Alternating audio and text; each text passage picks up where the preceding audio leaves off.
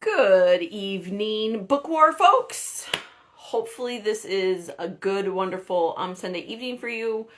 Just gonna wait a minute here for Miss Hattie to get on with us for our BiblioTalk. First of the let's see if we make it the first time. She is here. I accepted. What? It worked! We're getting better at this, sis. I mean, now I've like jinxed it, but Well, yeah, now next time we'll definitely screw up since you right. said that. But Obviously. But for we're tonight, just going to take it as a win. we'll take it as our win. Yep.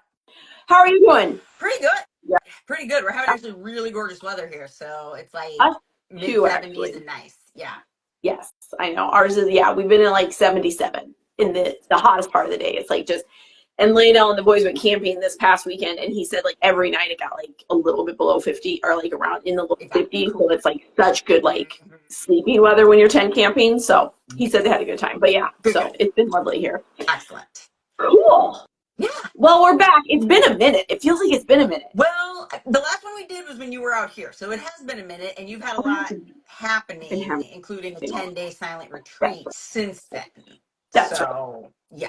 Yes. I was telling Lionel, I've been going through our schedule for the summer. The boys were asking about what's coming up next. And I'm like, it's really packed here between May, June, and like the first 2 weeks of July. And then it's like, we're here. Then we're here for like chill. Oh, it's summer. Yeah. We can just do like summer stuff in town. Yeah. But it did feel like, it kind of just got, the trip part got a little heavy at the beginning here, but that's okay. It is what it is. Some days I feel like that same thing happens like when Georgie's traveling for work too. It's like he'll like travel a whole bunch for like 6 weeks. Right. And then he won't go anywhere for 6 months. Yeah, exactly. Yeah. And I think I work really hard now to like not do August because Lionel's work is so busy in August. And so, I think it just kind of happened that way. But anyway, sorry, that's not what we're here to talk about. We're here to talk about books, not our summer plans. We always make time to read. So here we are. We always make time to read, yes. And so today we're going to talk about our May history read. History genre read. Yeah, it was history genre. It was history or biography is what it was. Oh, okay. And I think we both did history because you didn't do a biography. No. We both did history books. Mine is not done yet. I forgot. And well, just so that everybody knows, I read 6 history books in May. So I had like this whole stack of ones to pick from, and Hannah's like, "Okay, I haven't quite finished." I haven't actually got that one done yet. Well, I did actually read a different history book. Well, so I mean, I could talk about that one too.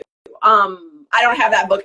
Like I gave it to a friend to borrow, but I could talk about that. I have actually read history. I will just say I did as well, but I didn't read the one that y'all picked. And then we're also just going to talk about some of the stuff that we've just read or we are reading. Just a couple. I just have 3. I don't know how many you have, Hattie. I just picked 3 that I was like, I'll just talk about these real quick. I just brought like the one. Okay. Yeah. You just have stuff I could talk about, but I brought like one. Yeah. That's fine. So, what did you read for the biography? Because I don't read art for the history. I don't remember. As soon as you see it, you'll be like, "Oh yes, that's right." Oh yeah, that's right. About it. Okay. Yeah. Yeah. That's right. I knew you forgot, but I'm like, you'll remember as soon as you see this beautiful cover. Okay. So for my history book, for May, I found this book. Were you with me when I found this book, Hannah? I can't remember. Maybe I bought it. Okay, I bought it down at the bookshop. At your bookshop, but it wasn't when I was with you. Yeah. And as Hannah knows, I had to have been really excited about this. Is a hardcover book, which I do not love hardcover books, and I rarely buy them. No. But when I saw the title of this, I literally had to buy it. It is called Femina, The New History of the Middle Ages Through the Women Written Out of It. And it is by Yanina Ramirez. So good. And I was just looking at it. This is the funniest thing too, Hannah. So the 2 little, like, you know how they put the little like blurbs that like people say on the top of them? So the first one, Passionate Voice for Women in History by Haley Rubenhold. Ring a bell? Is that the one who wrote like the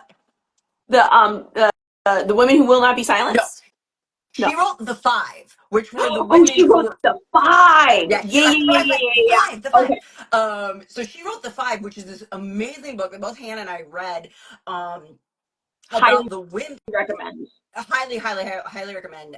It's called The Five by Haley Rubenhold, and it's about the women that Jack the Ripper murdered. Yeah. It's It's so so good. good. It's so It's good. And so so good. she wrote this little blurb, and then on this side Yeah. of the cover, beautifully written, wonderfully free ranging, gloriously original by Peter Frankopan. Oh, we know who Peter Frankopan We is. know He's the one with, he's and he the wrote the Silk Silk Road Road, guy. which I Yeah. just read like last summer or maybe the summer before. I can't remember. But anyway, so like the two people, the two historians on the front cover were people I read both of their books by already, which I just noticed that tonight when I was looking at it again. But anyway, this was my history read, Femina, New History of Middle Ages through the women written out of it, and it was fabulous. I was telling the book club people on Thursday, we had our book club, the prologue and the introduction in this book are Yeah. Yeah. phenomenal. Just like out Spot of the on. ballpark, phenomenal. I love them so much.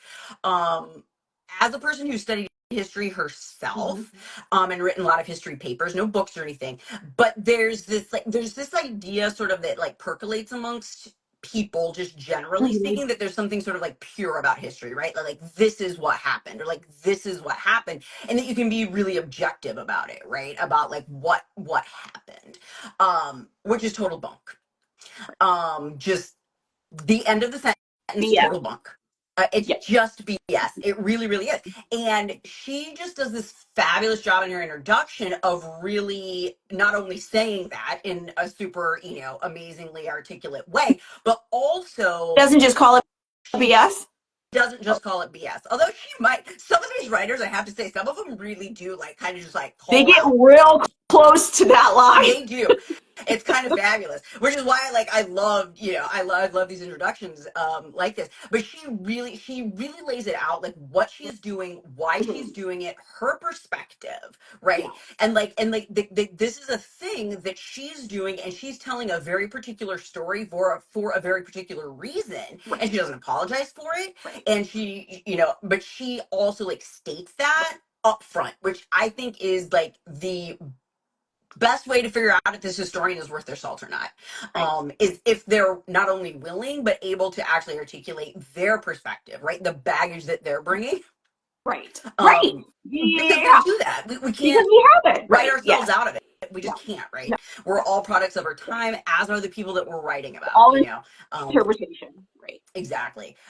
And so she's very unapologetic about being a feminist and writing it in this feminist way, Mm-hmm. and I not only appreciate that, but I love that Right. Yeah. about Yeah. yeah Right. about the preface and the introduction. So even if you don't want to read the whole book, it is kind of a big one, and it does get a little like super kind of into historical stuff. Um, it's absolutely worth just like getting it from the library to read the preface and the intro, and no judgment. It's worth just that. Just It that. really Yeah. is. Yeah, it Yeah. really is. Um, the rest of the book is really it's based in historical evidence, and she does all kinds like archaeological evidence, grave sites. She talks about, Hannah and I both read the book The Real Valkyrie, Mm-hmm. which is about this grave site, this Viking grave site in Sweden, that for all of the time that it existed until about the mid, I think it was maybe 2015, 2017, Yeah. somewhere in there. Something like that. um yeah, up until that point they thought it was a male burial site, a Viking male warrior burial site. Well, then they ran the DNA testing and it was a woman, with all of these sort of warrior burial goods, right?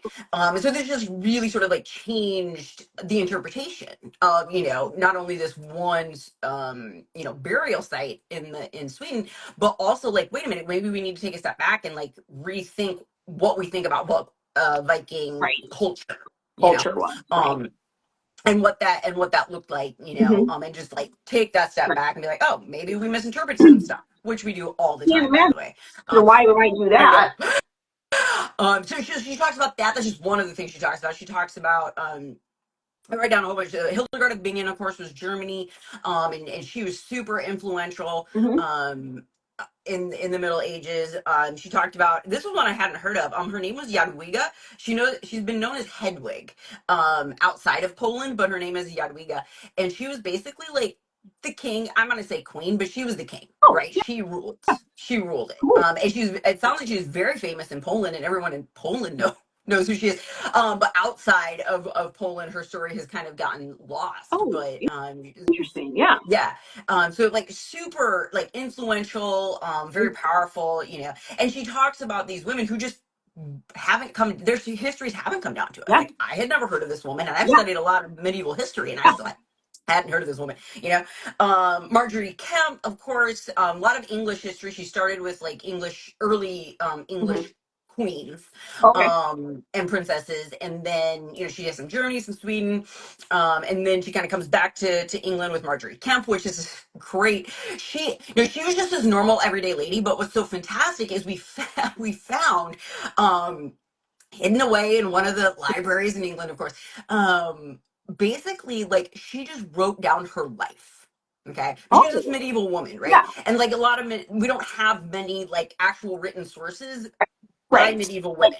primary sources. Yeah. Yeah. Primary Yeah. source, Yeah. yeah. No. And she didn't Yeah. actually write it. That's sort of a misnomer when I say she wrote it. She didn't actually write it herself. She spoke it, and other people wrote it. Her sons wrote it, and I think one of her friends wrote down. But she, It was like was a telling her dictation. story. Yeah. Yeah, she dictated it. Thank you. That was the word I was looking for. So she dictated it, and so it's just this great thing. And she was just like sort of this merchant. I mean, she went through a couple different phases in her life of like she had some influence, and then she kind of didn't, and then she kind of like got it back again, so but it's this really great sort of like primary source for this woman from her perspective, Yeah. talking about herself and her own life, which we don't get that very Yeah. often. Right. um, Right. That's amazing. You know what? I'm getting it. I think I have it. You can reserve it from the library, but I'm like, now I might have to read the rest of it, not just the introduction and it the. really, like, it's so interesting, and there's like so much to learn, because honestly most of these women we Mhm. haven't heard of, Right. and they were actually very influential, Right. and what women did in terms of like even their daily lives. There's a whole chapter on just like sort of women's work, right? But that like that they did all the tapestries, right? Like Mhm. they were the ones weaving the tapestries. Well, the tapestries were the history books. Right. Yeah. They Yeah. were Yeah. literally telling the history, right? um and so like there's a really powerful influence in that kind of Yeah. gets very overlooked, Right. right? Yes. Very. Yeah. Yeah. So anyway, it was absolute. I found it fascinating. I love Mhm. history, and I love like this Yeah. kind of history Yeah. about these women who we haven't heard Yeah. their stories, Yeah. because it's super important and influential. So if you are like any kind of history person, any kind of like medievalist, if you think medieval history is really interesting, or just wanted to hear some like just about some amazing women, Yeah. honestly, just some like really fantastically amazing women, I do highly recommend it. It's Femina, New History of Middle Ages Through Women, written out of it by Yanina Ramirez, and it's got a lot of good press from people that other authors that we've read that we really Yeah. like too. Yeah. Um, Exactly. Yeah. so that was my history book. I was not Good. disappointed in it. Very glad that I read it and that I picked it up, even though it's a hardcover book. This one will stay on my There shelves, you go. Your So dad would be proud.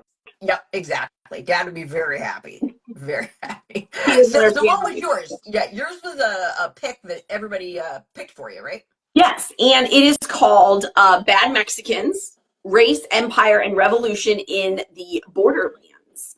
So this is occurring between like the Mexican Mm-hmm. Revolution, which was in, or no, the Mexican American War, which I think I have these dates right this time. I You think I should got write it right. it down. You should just write it I should down have written so it that you remember. down, but it's like like Okay. 1850 ish to, and then we're right now just across 1900 Okay. into 1910, and so it is by Kelly Little Hernandez. Yeah, I think that's how you say it, Little Hernandez, and it was a National Book Award long list winner, or on the Excellent. National Book Award long Yeah. list. It is. I'm only this far. I'm Yeah, not. that's It's a not good quite chunk. half. Yeah. I'm not quite half because I forgot I was supposed to have it done by today. I forgot. I just forgot. And I had started it, and then I started reading a novel on my silent retreat, and I really liked this. I was like, oh, this is really good, but I was like, I just kind of really want to read this novel first, so I did that, and then I forgot that I needed to Okay. get this done. So It happens. um, shit happens. but it's the two things that you talked about, like these pieces of history that we just don't get Yeah. through I mean, and both of us are like overly educated too. Yes. Like, and you are educated in history as well, but like even I mean I wasn't educated in history, but like this story of the intertwining of the Americas and how much you can't telling American history without talking about Mexico and our relationship and the way in which the capitalists, particularly of the 19th and 20th century, entered into relationship with Mexico is to not tell the story. Yeah. And like I didn't really know this. Like I didn't know this. And it's fascinating. Like the American West is like so not like I mean, I love a Western. Yeah. I love a Western. Louis L'Amour. I mean, I love a Western book. I love a Western movie. I grew up on Westerns. We grew up on John Wayne movies, like I mean, no this doubt is about it. yes, this is what we grew up on. Like, and the more I learned, like just the mythology of that, right? And that's what it is. And That's what it is. And so this story, and I learned about Cinco de Mayo. Like, Good. I know it. Independence Day. I know. And it's like, so what happened on Cinco de Mayo is this is so interesting. So the President Diaz of Mexico, who was the president for, I'm going to say 3 decades. I think that's okay. right. I don't know. No, I know. You know, my American history is like yeah, I know. So. Like, and that's it, right? Like, even though you're an historian, like that's your like. There's these huge swaths of history that we don't know about. Don't know anything. He became a dictator basically. He started out as liberal and then became a kind of a liberal for the little guy. Yeah. And I think what's interesting is the way that Hernandez is writing is she is writing with language that is really helpful for like, or I want to say it this way. I think the language is the language of the time, but it's language that we use now, like anarchists and socialists and land repatriation of indigenous people to land, and like and I think I'll be honest, my own ignorance is like, oh, this is all like new stuff, like this, trying to like push against these hierarchical structures and capitalism and this stuff that continues to alienate and oppress and marginalize people. Like that's all new. Like it didn't used to. I'm like, oh my god, like so the bad Mexicans, the ones that like right now this far in, they were labeled that by President Diaz. They were bad Mexicans. Mexicanos mal. But he is like they were journalists. Yeah. They were journalists. Like, and they wrote newspapers, and then their papers kept getting destroyed, right? Like they kept coming and destroying the press or the printing, the literal printing press. Literal printing press at that point, yeah. He ended up going to St. Louis for a while, and then they moved. They fled St. Louis and went up to Canada for a while. And in this whole time too, I'm learning about again these women anarchists who led labor revolutions. Like, what? Yeah. Like it's like, so I was telling Lionel at dinner tonight, I'm like, I need to go back. I've been trying to listen to it while I'm doing other stuff because I was so far behind. But I'm like, I need to go back and like circle some of these people and some of these things because I want to read more about this part of history as well. And the other thing that I did not realize, and we don't tell this in part of the story of our expansionism, is the level of racial segregation as well as like lynching and racial violence that occurred in the borderlands and against Mexicans and Mexican Americans. And and she uses a term Juan Crow instead of like Jim Crow, but like that was very, it was the same. It was the same thing. Yeah. And she's talking about like in the introduction, she talks about like the 400 plus lynchings that occurred. And I'm like, okay. Like every time we just start excavating history and we just keep finding out more of like the horror show that what is white supremacy. And like, and I think reading this book in the way, you know, and at this time in history, America putting in laws like at that time, right? They're fighting naturalization. Can they even become naturalized? Because the law says as Mexicans they cannot be naturalized. And like there's the law that was put in place around that same time that those who immigrated from China could not be naturalized. You could not become a citizen. And, if you were an anarchist, you could not become an American citizen. It's just it's just some really interesting stuff, right? And like these things that you just don't know, and like how deeply ingrained in our structure are those white supremacists. And it wasn't until like the 1940s or something. I might be wrong on that. I'm not great with numbers, but I think it was like the 1940s that those laws finally started, like that the race, like you couldn't discriminate because of race. Like that seems really late. Yeah. Oh no, it was even like later. Like, you know, I mean, white people can't marry black people. I know. You know, I mean, we're talking like civil rights era. That's the 1950s. And those are the 60s, right? I know. I just like it's just, and like they would take these cases all the way to the Supreme Court, and the Supreme Court's like, no, that's fine. You can do that because they're not human, so they're less than, so that's fine. And I'm just like, okay, I don't even know what to do with this. It's horrifying. But anyway, it is horrifying. It is horrifying. The insidiousness of it. That's the word I'm looking for. Like, I think what's horrifying sometimes is we just don't realize the insidiousness of it. Yeah. And how deep it goes and how far back it goes. And like, and it was the reason, I mean, it was the excuse, it was the justification for literally stealing land and killing people in order to steal land. And you know, for the capitalists of the time. I mean, in most of these business, I mean, use the word businessmen, but like, and they would name themselves as capitalists. That's what they were. Yep. And they just this is the Robin Baron era, right? Like, so anyway, it's super interesting. And like, just like that weaving in of like these things that we know that I do know about that were happening. And then, you know, you add all of this whole other country, but like they are so intertwined. Yes. And there is this deep relationship, and particularly for money, right? Money, power, and politics, like always. So yeah, it's been really, really good. I'm really glad I picked it up. I'm really glad I'm reading it. I'm glad I'm learning this part of American history. For those who maybe don't know, I'm married to a Mexican. So it's been really fun. I'm like, Leno, I finally know what Cinco de Mayo is about. And then I told him the story. He's like, oh yeah, that's right. He's like, oh yeah, that's right. Yeah. We're like that with American history. Just think about it. Yeah, I mean, absolutely. No. Yeah. Well, I was listening to, I know I watch too much YouTube, but I was listening to Stephen Merchant. He's that really tall British guy. I don't know if you know who Stephen Merchant is. But he was telling the story about Guy Fawkes Night in England. Yeah, in England, yeah. And he was just like, he's like, have you ever tried to explain it to somebody who hasn't done it for their whole lives? Like, it's like 600 years of picking a night to, like, you know, burn an effigy Guy Fawkes. Yeah.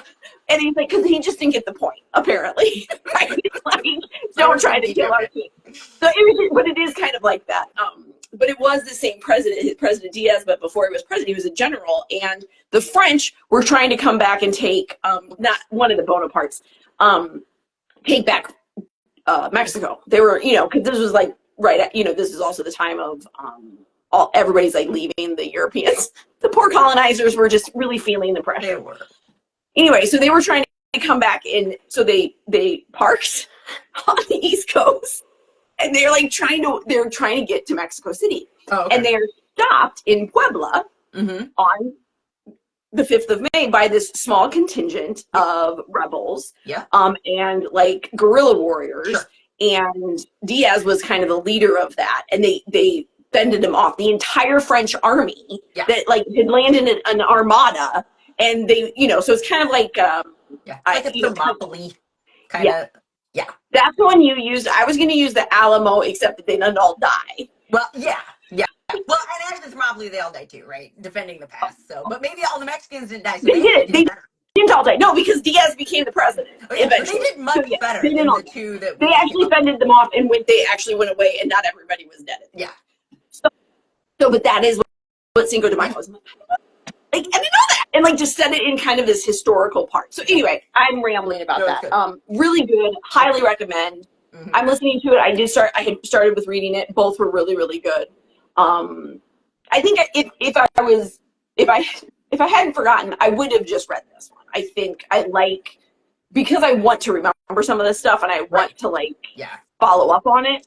I think this would have been one that I would recommend reading. Even though a lot of my nonfiction I do listen to. Mm-hmm. So okay, I'll stop on that. That's that. I'm really liking it. Good job. Good pick, everybody. Way to go, everybody. Good pick. Yeah. Okay, so I'm just going to talk about this other book that I'm reading right now. Hannah also heard about this book earlier this week at book club. Oh, no. But yeah, this is a good one. It was one of my recommendations at the end of our book club because it's so interesting. Mm-hmm. This one is called, and another one of our book clubbers had actually read it, and she really liked it too. The Ice Pick Surgeon. Here's the subtitle. Murder, fraud, sabotage, piracy, and other dastardly deeds perpetrated in the name of science.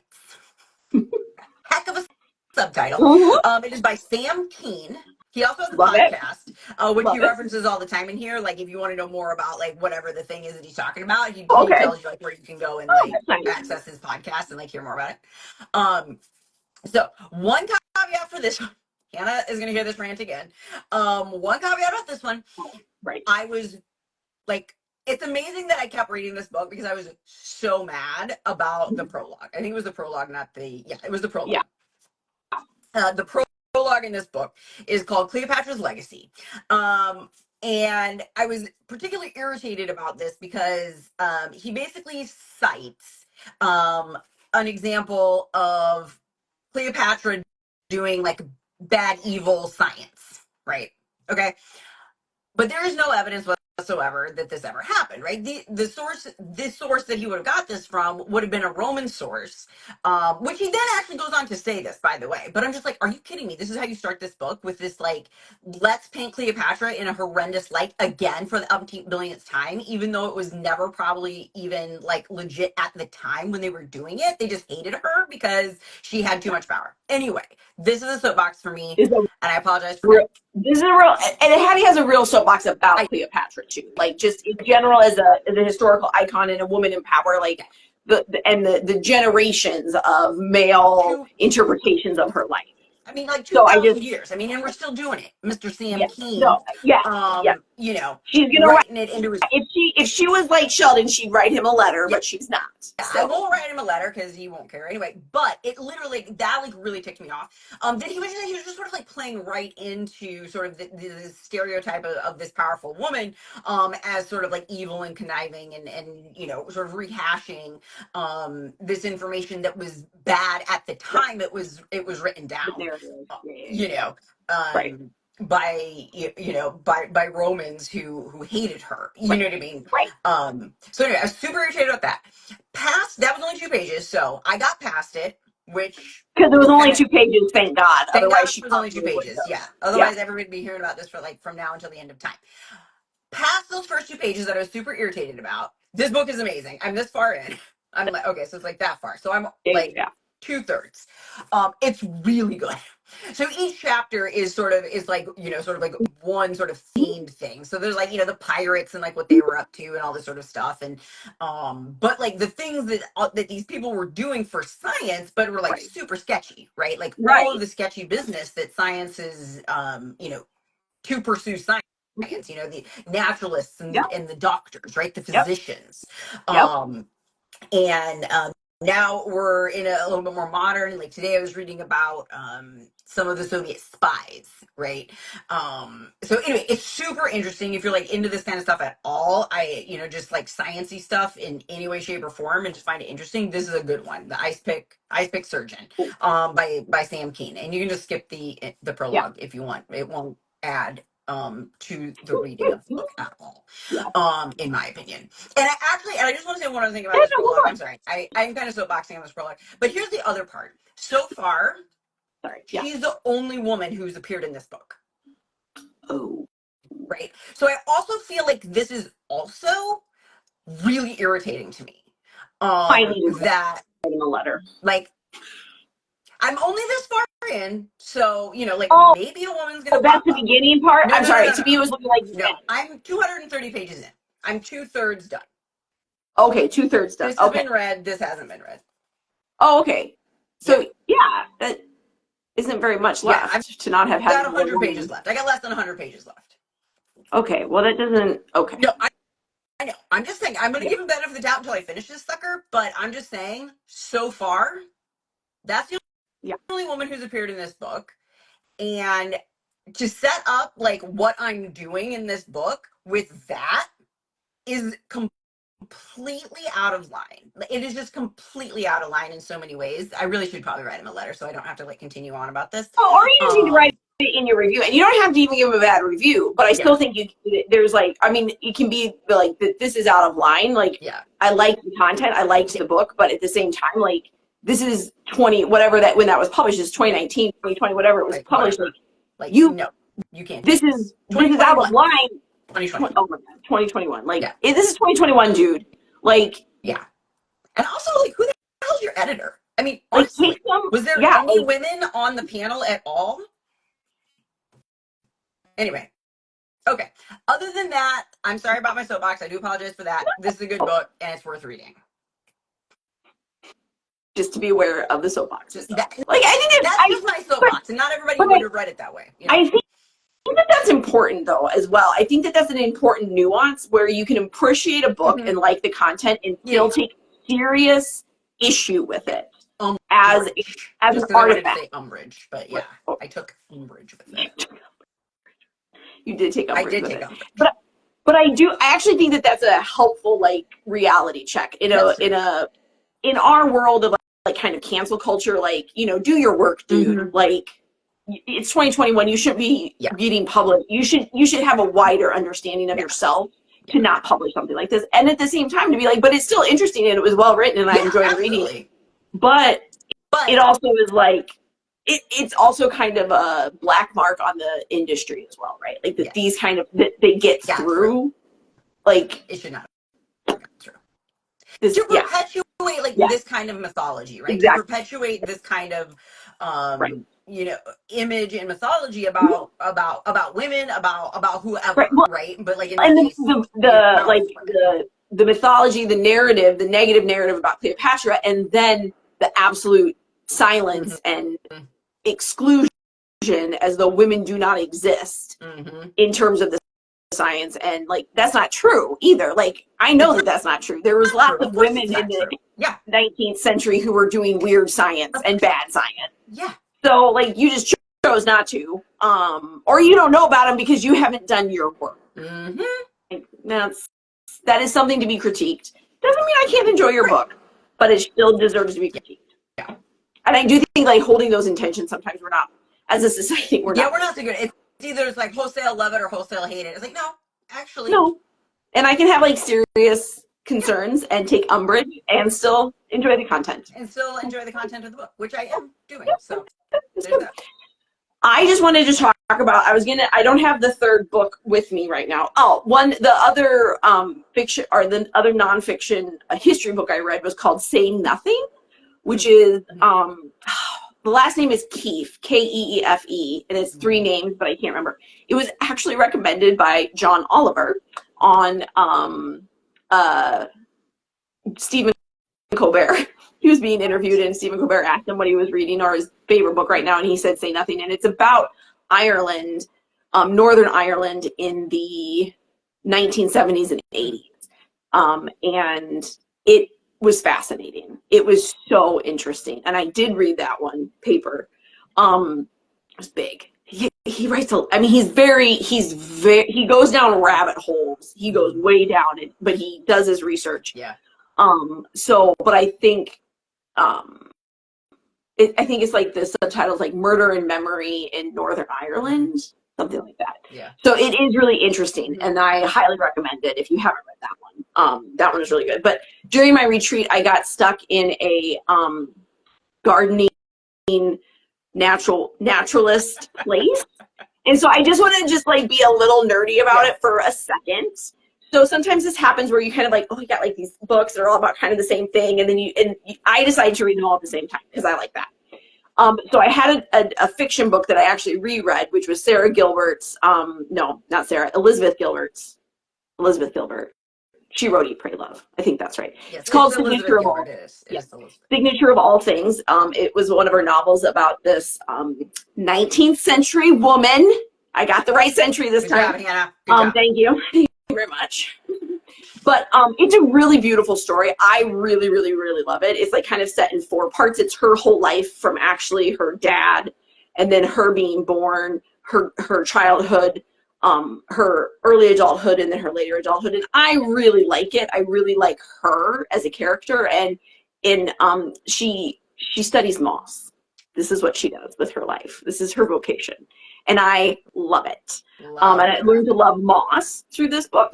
And so when I was out at Hattie's, So, as a consequence of falling in love with moss, found that Robin Wall Kimmerer had written a book, had written a bunch of essays collected in Gathering Moss, a natural and cultural history of mosses.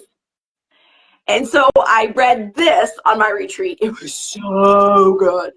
You have to I will say, if you don't, it's not very thick, which is the nice part. Pretty skinny, yeah. And if you like an essay, or if you have read any of Robin Wall Kimmerer's Braiding Sweetgrass and liked the way she tells her stories, like the way she explains the world, she is explaining to you what moss and the different kinds of moss and the ways moss behave and all of that, like all of this very sciencey stuff through the lens of her life. Yeah. And it is incredible. She is such a poet who writes science. Yeah, she does. And it's just as incredible. I want to be her. It's getting inappropriate. Yeah, but you want to be a lot of the authors that you love, so. I do love the authors I love. It's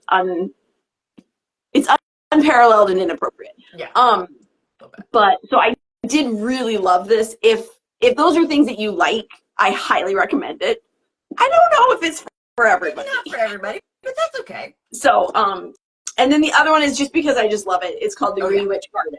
It's a new little gardening book. Your complete guide to creating and cultivating a magical garden space. And it's just it's also just really beautiful, which I'm just going to show you a picture of some of these illustrations that she put in here because it's just dang pretty. Those ones you can't see very well. These ones you'll be able to see a little better. Mm-hmm. So pretty. So pretty. But, I just think there are these times where you get to kind of dive deep into the crazy. And I love being able to do it in these different genres. It's one of the things I love about genre reading, and that we continue to do this genre reading as much as Hattie is so not excited about June. Just you guys wait. But I think it's nice to be able to find a topic and then learn about it from different angles. Yeah. And explore it from different angles, even if that is fiction or a gardening book that's how to garden. I know how sort of to garden, but I've been learning lots of stuff too. So I think that it's just kind of the fun thing about reading, and one of the many reasons why I love books. Yeah. So anyway, okay, quick wrap up. Our next BiblioTalk will be, let me check the date because I can't remember it. It's on my calendar, so give me 2 seconds. We'll be on the 30th of June. So, yeah. And we will be talking about our genre read, so make sure you get yours done, Hannah. Just going to say, in February, you didn't have yours done either. It doesn't matter that it was Peter the Great, but you didn't have it done. That did, okay, whatever. Halfway through the month, I didn't have my, tome done. Okay, Hannah. I was kidding you. Anyway, but our reads this month are going to be romance reads, which is why Hannah was saying that I was not really looking forward to it. But you are actually now, because we figured it out. We figured it out. So I read this series. I mean, it was it had to be almost 15 years ago that I read this series.